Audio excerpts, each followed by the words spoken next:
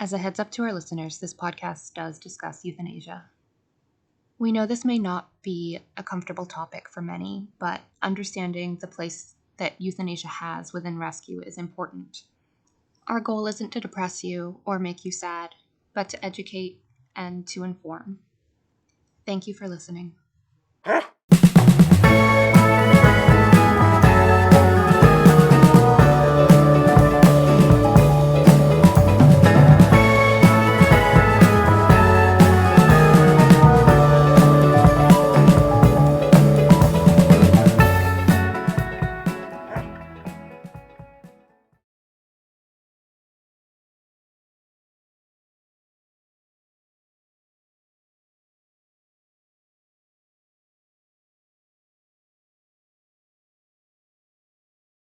My name is Katie Stryker, Graphic Design and Marketing Coordinator here at the Leon County Humane Society. My name is Kayla Smith. I am the CAT Program Coordinator here at LCHS. I am Courtney Kendrick, and I am the Volunteer Coordinator. I'm Amy Raddar. I am the Dog Foster Program Director. And I'm Lisa Glunt. I'm the Executive Director. And with us in spirit is April. Yes, April's not with us today. Her husband is tested positive for COVID, so she's staying home to keep herself and us safe, which is a great lead into our main topic today, which is also a virus, Panleukopenia. So a lot of you might have seen on social media that we took in several cats and kittens from a neighboring county in their animal control, and they tested positive for Panleukopenia. Kayla, do you want to give a little background on Panleuk? And yeah, I can certainly do a little bit. So Panleukopenia is one of the big viruses that is protected against with the core cat vaccine, the FVRCP. It is the P in FVRCP. It is typically presents with gastrointestinal issues. You'll have bloody diarrhea, you'll have vomiting, lethargy, dehydration. A lot of times it leads to death. It's a really high mortality rate, anywhere between like 50 to 90%, depending on the cat's vaccination status, their age, their immune system. And then you get the really interesting cases where sometimes the virus affects different parts of their body. It can even go affect brain, and you can see things like seizures from it too. It it goes after the white blood cells, so It just completely kills the thing that the body uses to fight off infection. Exactly. So panleukopenia, literally meaning pan all, leuc meaning the white blood cells, and then penia meaning none. So there's no more of any of the white blood cells. So even in vaccinated cats, you can see a lot of those symptoms, and in unvaccinated cats, it's most likely fatal. Yeah. So we definitely, as soon as we found out that we had Panleuk, which we discovered through bloody diarrhea and other symptoms, we went to work isolating, and we've been having to isolate and clean and provide supportive care since they came in. And Lisa, because she doesn't have any cats at home, has taken on a lot of the brunt of doing that, sanitizing and cleaning in that room. Do you want to talk about what's involved there? Yeah, I just want to say also that was a stellar description. I could not have done that. Well, thank you. And also, I know how some people that might not have followed our Facebook page, just in terms of how we ended up with this, was taking in a large haul of cats after a local shelter reached out for help, and because they were losing a considerable number of kittens due to what had been, misdiagnosed or partially diagnosed as coccidia, which is an intestinal parasite that we deal with all the time in cats and dogs. And so we took this on thinking, this will be a piece of cake for us. And then that first night, after some warning signs were seen, Kayla went ahead and started that first test running, and it was on fire. Yep. So all the air rushed out of the room. Yes. It was not what we wanted or expected going into that rescue. Goodness no. This is kind of the nightmare for all shelters and rescues. But it has definitely been an exhausting 2 weeks for all of us here. The cleaning protocols, this is stuff that we use our volunteers so heavily for help on the daily when it comes to cleaning, but just being very cautious with only having one of us go into that isolation room and making sure we were using all the protective gear, the gown, the booties, the gloves, getting out of the room and out of the building immediately, in order to avoid contacting any other spaces. But within a few days, we realized there were just too many people coming in-house that we had to be more guarded and completely close the building so that we didn't have any foot traffic coming in, because people just don't realize how quickly these cats will drop from this disease. It is scary. And we have a full herd that we have to protect here in-house. So that has to be priority over answering the door and just allowing people in. And people have been very considerate about that, I think, for the most part. But yeah, it's definitely added to our workload.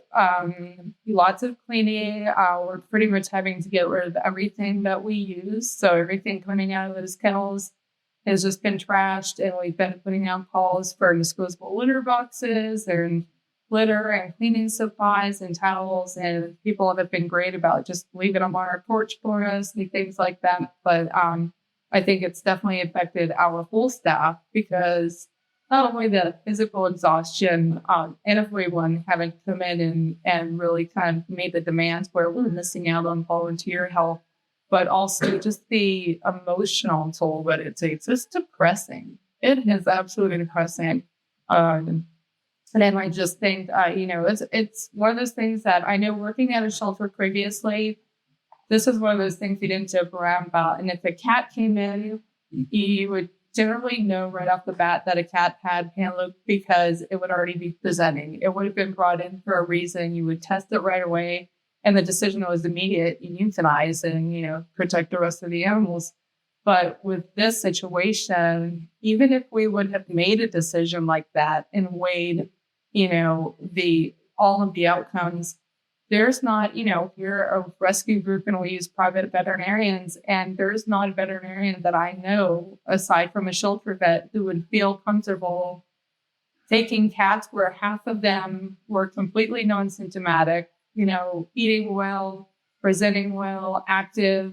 There's not one of them that I personally could have convinced this was the right thing to do. So it really left us in this place where we just had to kind of rally on and get through and try to prevent suffering, and the ones that weren't going to make it, and just really work on saving the ones that we could.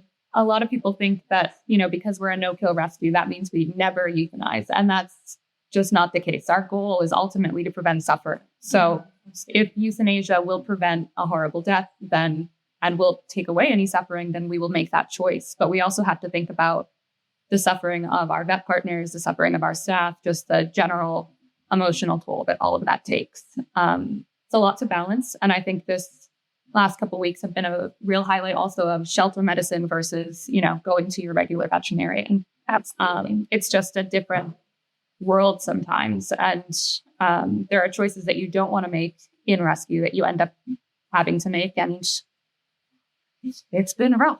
Yes. But Lisa touched a little bit on how we haven't had volunteers in the building and how great donors have been about cardboard litter boxes and all of that. Courtney, do you want to talk a little bit more about the support we received from donors and volunteers? Yes, our board was really helpful reaching out to local places like, I believe we reached out to like craft breweries for like canned boxes for like their canned goods and stuff like that. Among other places, but just trying to get as many supplies as they can to help out with that. And it was super helpful and awesome. And then as far as volunteers that come to the building, being understanding of why we need to close down and understanding of the protocols we had to adopt for this, helps out too. And it's helpful when the volunteers understand like what the point of the rescue is, like what we're doing here. Sometimes I'll have somebody who doesn't understand. Like recently I had a volunteer ask if they can bring their emotional support animal with them along with shifts. And it was kind of funny at first because I thought it was a joke, because I was like, well, we've got so many emotional support animals here, but they really wanted their dog to be here. And I had to explain like it's just not safe for your dog to be here. This is a highly trafficked area with rescue animals and they could catch something. And we're experiencing that this past couple weeks. And it's just a reminder of the actual, what we're doing here is a bit more than just petting the kittens in the kennels and seeing them and changing their boxes. It's a bit more medical and it's a bit more intensive and it's a bit more rehabilitative than that. And I mean, you might see staff bring their pets in, but staff you're considering interacts with all these animals on a daily basis and brings out home. So, yeah, I mean, that's also our decision, and we have an understanding that others might not have, and we don't want anyone to find out that way. No one of us are practically living here, so for the betterment of our animals, at times we need to do that. Yeah. That's the other thing is going home has been so scary. I know that I have foster kittens and Kayla has even so many more foster kittens than me. So it's been that added mental strain of coming into the office, doing that cleaning, making sure that you're not contaminating anything, and then going home and having to, carry that home. You have to make sure that you don't accidentally give your kitten something. Do you have anything to add to that? I mean, I've been going home, stripping and storing stuff in the wash and then showering. And I won't even say, I got in trouble with my cat the other day because he wanted me to stop and say hi and to pet him and he's yelling at me. And I had to just storm past him and go shower. And he's still mad at me, I think. But yeah, very similar to you. I've been coming home right at the front door. Shoes are off. And I always wear, tank top and shorts under my scrubs. So I can just whip those right off. And any neighbor that sees someone in scrubs taking off an outer layer should just know to mind their business, honestly. So then, clothes go straight in the sanitized cycle and I go ahead and shower right away. So yeah, pretty similar. I've been very paranoid about my babies. And in addition to a bunch of kittens, I've got one who's immunocompromised. So definitely something that we all have to consider and something that makes me extremely grateful for Amy and Lisa for covering so much of it since they don't have as many wee little kittens at home. And all of this is going on here at the office and Amy's helping. And then Amy, do you want to talk a little bit about what the program has seen this week? Because on social media, you might have seen the dogs left in that kennel for 2 days, but there have also been several other rescues that Amy's been working on and lots of dogs in need that are still at the door. So, well, and even before even that, last weekend, Amy came in out of the fitness of our giving me a day out of the isolation area, and the AC in our isolation room decided to die that day. So that's how she started her. the sweatiest day for Oh, we do appreciate you. It's just, it's like the old saying goes, when it rains, it pours. Yep. We had the puppies left in the kennel on the side of the road for like 2 days. We had a litter of bottle babies that were 4 days old. Some reason the mom did not apparently want them, and so she was attacking them. We had 5 of those. One of them, the damage was so bad we had to not let him suffer. But they're bottle babies. They're doing good. They do have lots of wounds, but they're healing nicely. This came in like that request was because that happened, right? Yeah, the mom, attacked the puppies and no. Well, that's another great example of how spaying and neutering can prevent That horrible situation. Yeah, that's not. She's trying to tell you she does. Well, I was going to ask, did she get spayed or is she gonna? Good. No, Okay. they are going to spay. That's good. She was not subtle about that request. No, She's done. yeah, she's done. But just we've got dogs coming in tomorrow, though. It just was never ending. Yep, never. But those dogs from the kennel, they're doing good. They are. We lost one right off the bat. But the others are doing great. Thanks to Oxbody. Yay! And when we're talking about vet clinics that have been supportive, we can't not mention Paws and Claws. Paws and Claws actually has 2 of the Panleukopenia kittens still at their office being hospitalized. So they've been extremely helpful. And even our sweet older office cat, Smudge, who's been vaccinated, 1 million times because she's 1 million years old, they're still watching her extra close just because she's our old girl and we're going to make sure she's okay. And for Pause and Pause, this was really a big eye opener for them too, because private vet practices, I don't think, see these things. They, again, just like so many children for rescue, you see it or you hear about it. You hear horror stories, but until you deal with it, you don't understand. Sometimes just even down to the decisions that have to be made. But they have, they've had to create isolation space out of their office. They've had to change some of their own protocols. I know that there were nights, especially at the beginning when we had cats and kittens, just who brought them.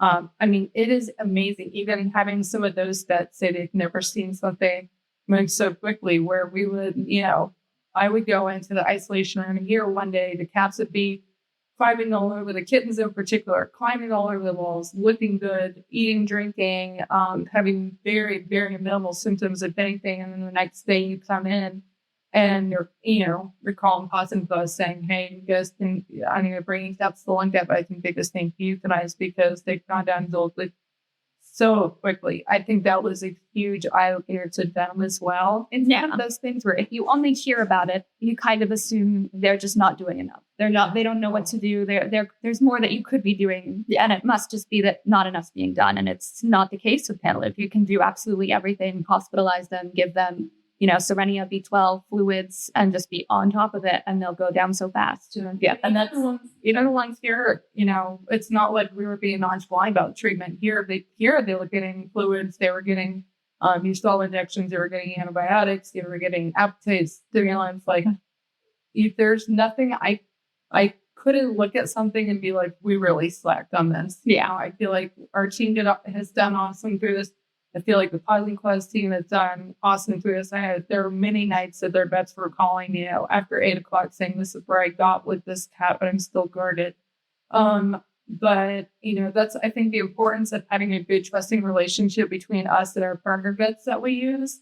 But yeah, it's just, it's very different world. And this is just the best example of having worked in shelter med and private practice. And then now here, all three have been very different experiences with Panleukopenia. So it's fun to learn new that's things. what I wanted to say. Like it was eye-opening for not only the vets, but for everybody else too. Like it was, like I was like, wow, that is crazy. Like have you never seen anything like that? Is you not something? Well, when's the last time we had Fargo? We had 4 last year, but they only made it. It's nice.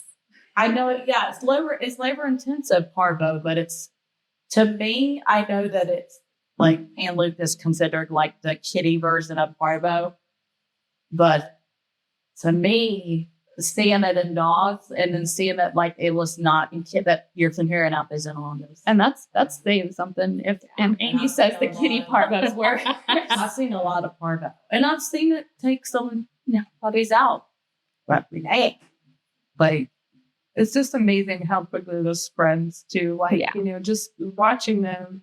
Kittens that, Dr. Figlio from Pause and Pause, actually, I think the second day we were here, when it was like, hey, we really need backup, we need to here.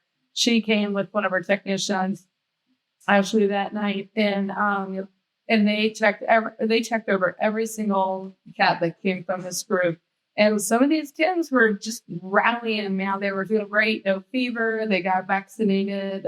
Most of them, it was probably their first vaccine, which is why, so many of them went down, but, they were doing great. And then even for them to see within even a day, hey, this one's gone downhill. So with this one, it's shocking until you deal with it, especially on a big scale, not 1 or 2 at a time. Yeah. A full group. Yeah. And then once you start to get into it, you learn just more and more like insane things, like what disinfectant kills it, what disinfectant doesn't kill it. Like for hand sanitizer to not be effective against Panleukopenia is still blowing my mind to this moment. And we use Rescue, which is a vet grade cleaner, and it is effective against it. We had to do some serious research into that, and that's just been also insane. It doesn't really make sense to me. Yeah, but points to how difficult the virus is to contain, isolate, and get rid of. It is. And there's not necessarily a known treatment other than just supportive care until their system can kick in. I know for dogs, there's a new monoclonal antibody treatment for parvo. I haven't gotten to try it, and I guess that's a good thing. And I've seen some vets say, you know, off-label Tamiflu can help if you catch it early enough. But there's really not anything other than prevention in the way of vaccines and not spreading the germs. And we know that the place where they came from, despite, you know, wonderful volunteers trying, there was direct exposure for every single cat in their care. And we, you know, that's something that I think that they have learned from this as well. Is you can't play around with keeping things clean, keeping things separated. You can't use the same scoop for different cats kind of thing. Well, the other thing is how long it lingers. Yeah. Like, Yes, forever. yeah, it can live on surfaces for up to a year, but I more meant like for them taking in during intake in their shelter. I would hope that they're waiting. I would hope. We have one that we've shared all the information with them, we've warned them and told them what precautions to take. I did hear that they were considering opening their cat intake as early as next Monday, which would hopefully not be the case. But even for us, I mean, it's a lot for us to say we're not taking cats or kittens at this time. But for the most part, I know every person I've told it to, they've been understanding. They hear it. You say, let me give you other resources. Let me give you other options. Everyone's been understanding. And hopefully with that kind of guidance, you know, shelters that are going through this will take those same actions. But, you know, so I control it with the goal. Yeah. I think like one of the worst things about it too is the shelters need to stop intake, and there's so much need right now. Oh yeah. And it's kitten season, the worst possible time for a place to have to say, sorry, we can't help you. And I mean, we've had to stop intake, not just for that, but because of the amount of kittens we've seen this year. Oh yes. We're pausing intake for right now. Yeah. Our first priority is taking care of what we've got. We have to keep in mind capacity for care. It's the difference between rescue and hoarding. And we don't play that game. Coccidia. Only I don't think we teeter as much as last year. Teeter of it. Because I mean, legitimately, there are places that are just out to rescue as many as possible, to be able to say yes as often as possible. And they hate saying no so much that they'll put themselves in a position that endangers animals. And that's what we're always looking to avoid, and we're always aware of. Yes. And we have a stellar team. And if we ever get lost in it, they'll poke us and say, hey, now, slow down. A little humor in there. Anytime Amy, probably I would say once a month, she says, hey, just so you know, I'm quitting today. And as soon as she does that, I say, no, you'll get these dog numbers down before you quit them. But I mean, it really is. It's like you're constantly now having to make choices, and you're having to play a numbers game that's not fun, but you have to take care of what you've already taken in and committed to. Even when there's one. Yep. There's always one. So because this has been such a depressing episode, and because we kind of need it, we're going to go around and each of us is going to give a piece of good news, something that makes us happy. It can be something you're grateful for, or a foster that you have, just some success. Please share it. I'm begging you.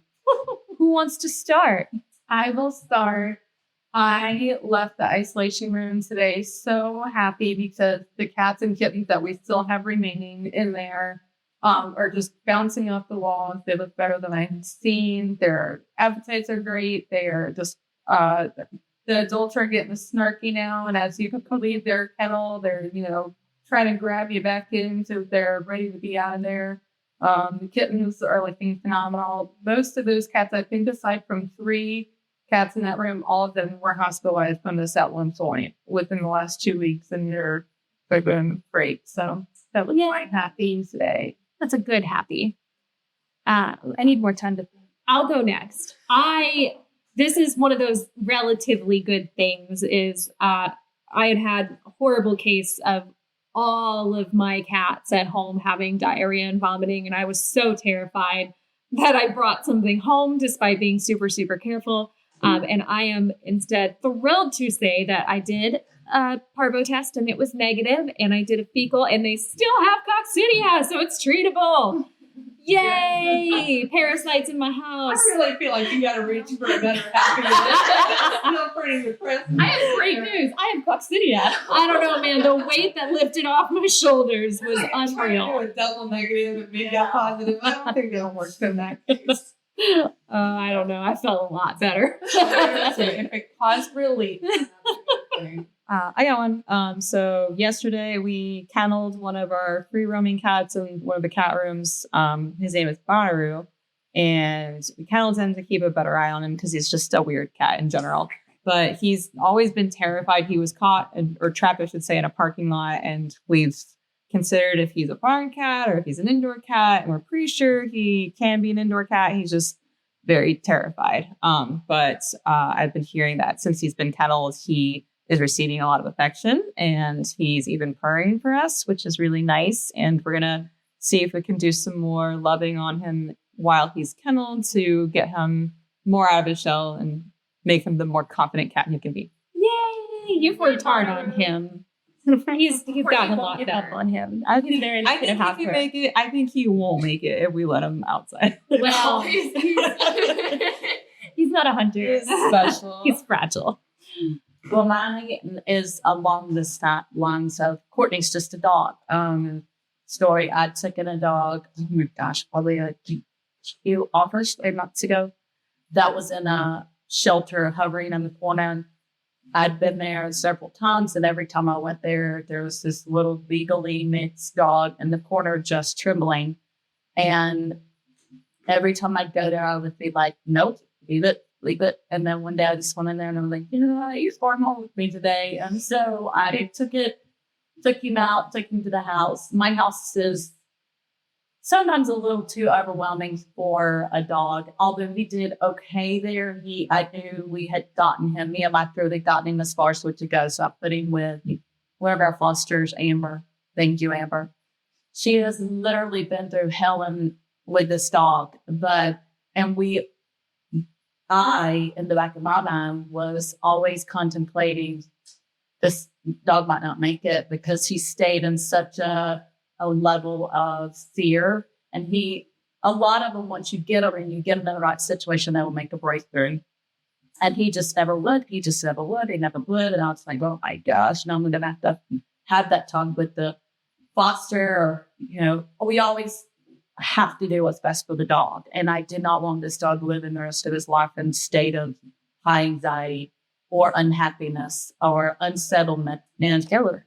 Yeah. So, but I talked to Amber today, and he is making I don't know why. He just woke up one morning and decided he wanted to be part of the world. So he is doing phenomenal. Like she said, we've had 2 weeks of no setbacks, just amazing. Moving forward. So it's like, that's awesome. I mean, some of them just take longer, I think, but yeah. Well, bless the patient fosters. Yes. Is that the one that we pulled that day? Harvey? Yeah, you with Harvey. He's actually the profile picture for the podcast. So anybody listening can look at the little cover photo and see Harvey. Yeah. Oh my, he's doing good. Yeah, I forgot you. I was like, yeah, we just, I worried and I was scared that we might have to fall on it, but he's doing fabulous. Okay. It's like he just woke up one day and like, oh, all right, I've thought of one. Yeah. I'm doing an adoption this afternoon for 2 younger cats, basically just big kittens. And my favorite adoptions are sending home friends, little buddies that I know are going to be able to go home and just be friends forever. Cool. And I get one of those today. So yay! It is a happy day. That's awesome. Well, that's one happy thing from everyone. So we did it. And we're going to be wrapping up this month's podcast. Join us again next month and follow us on social media. Reach out with any questions at info@leoncountyhumane.org. And thank you so much for your support and for listening.